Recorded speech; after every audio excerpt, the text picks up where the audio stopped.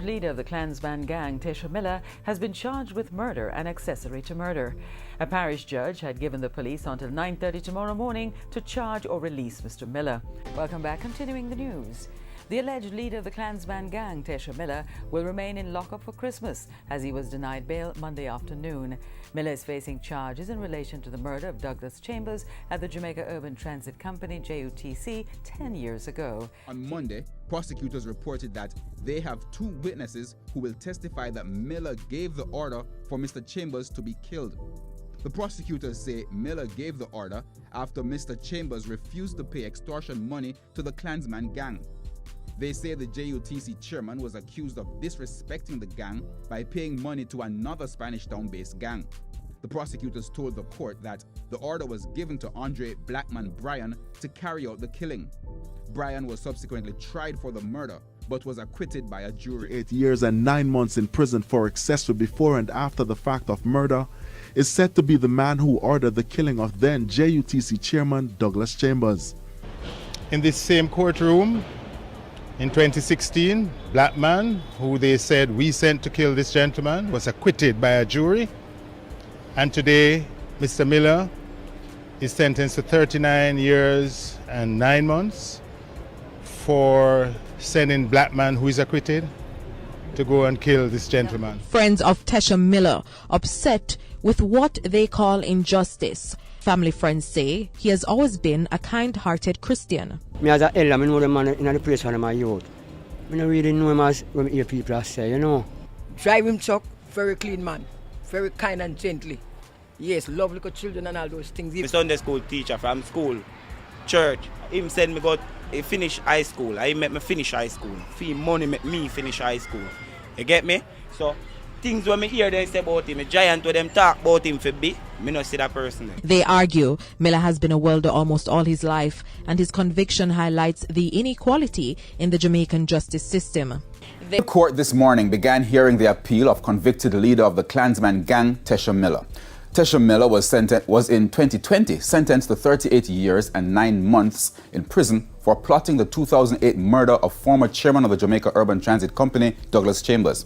He was convicted on December 2 on 1 count of accessory before the fact of murder and 1 count of accessory after the fact of murder.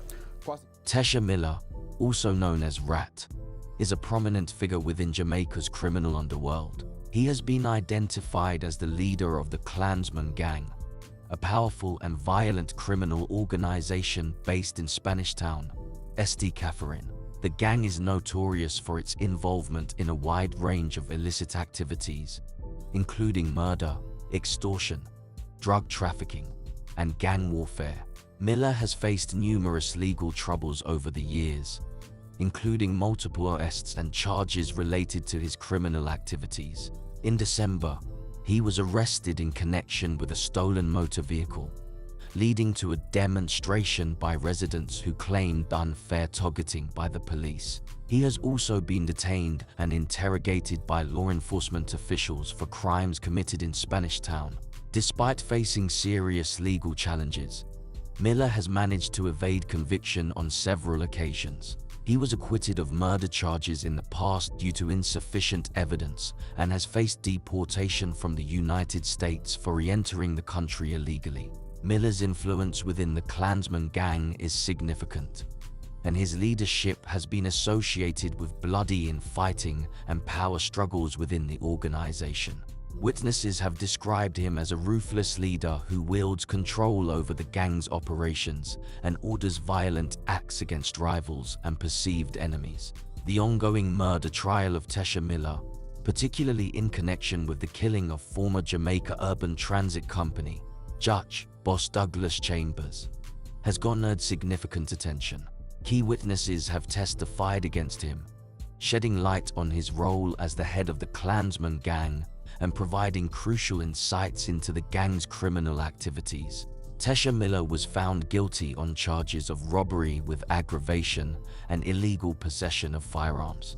In conclusion, the narratives of these 5 individuals underscore the ongoing struggle against organized crime in Jamaica and the resilience of communities affected by their actions. The law enforcement's efforts to dismantle these criminal networks continue, But the legacy of these gangsters serves as a reminder of the deep-rooted issues that fuel the cycle of violence and crime.